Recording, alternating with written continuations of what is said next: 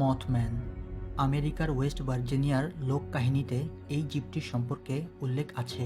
মথম্যানকে প্রথম point pleasant এলাকায় 15 November 1966 থেকে 1967 সাল পর্যন্ত দেখা গিয়েছিল বলে জানা যায়।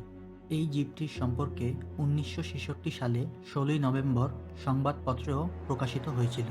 মথম্যান দেখতে অনেকটুকু মানব আকৃতির মতো, কিন্তু এর লাল উজ্জ্বল রঙের দুটি চোখ যা অন্ধকারেও স্পষ্ট দেখা যায়। মথম্যানের দুটি হাত পাখির ডানার মতো, যার মাধ্যমে এই জীবটি উড়তে পারত।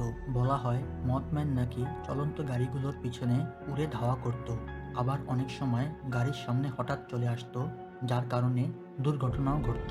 এদেরকে অনেক বাড়ির ছাদের উপরও দেখা যেত। 1970 থেকে 1975 সালের মধ্যে এই জীবটি অনেক জনপ্রিয় হয়ে ওঠে। তাই ওয়েস্ট ভার্জিনিয়াতে মথম্যানের একটি মূর্তি স্থাপন করা হয়, যা আজও সেখানে রয়েছে।